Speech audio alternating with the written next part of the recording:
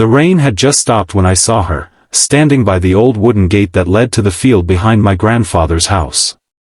Her small frame looked fragile against the gray sky, her hair damp, sticking to her cheeks. But it wasn't the sight of her that stopped me.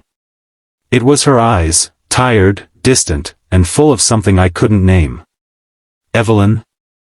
I called out, my voice breaking the silence. She didn't turn right away. She just stood there, one hand resting on the gate as if it were the only thing holding her up. Then, slowly, she looked at me, and smiled. That small, worn-out smile I hadn't seen in years.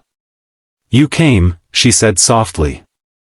Evelyn was my mother's best friend.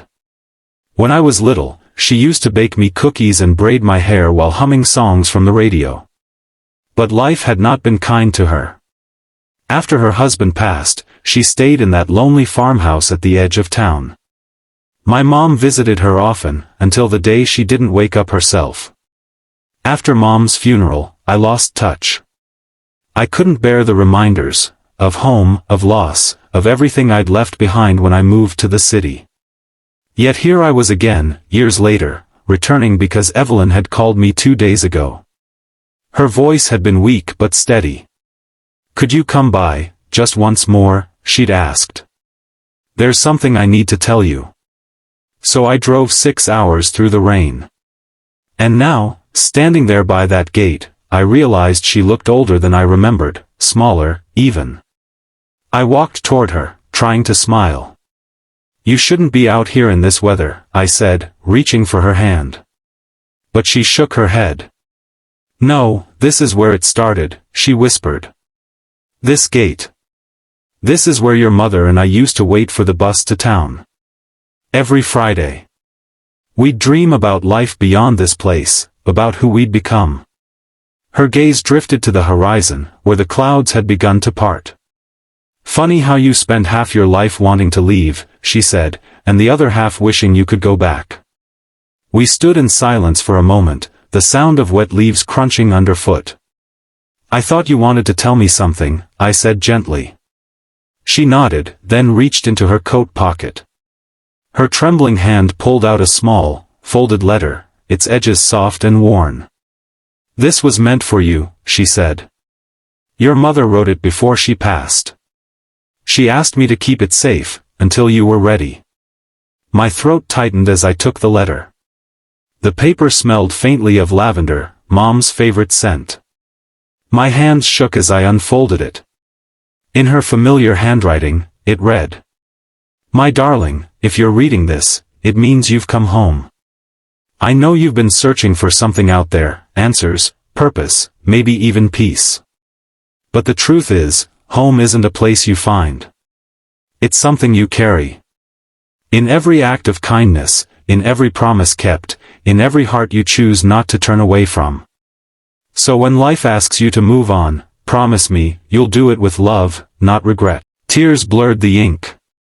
I couldn't breathe.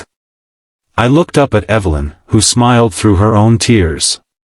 "She wanted you to live," she said softly. "Not to keep looking back." A gust of wind swept through the gate, creaking it open.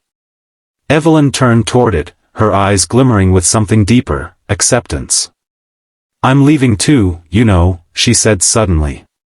"Doctor says it won't be long now. But before I go, I wanted to see you, to make sure you read her words. She'd want you to remember her with love, not pain." I stepped forward, my voice trembling. "Don't talk like that. You're not."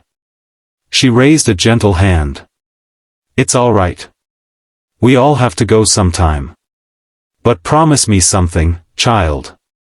Her eyes met mine, steady, warm. "If you go, promise you won't look back." I didn't understand then, but I do now. That night, after I tucked her into bed, Evelyn passed away in her sleep, peacefully, with that same faint smile on her face. The letter rested on her nightstand beside a framed photo of her and my mother, laughing in front of that same gate decades ago. I buried her beside Mom, beneath the old oak tree behind the house.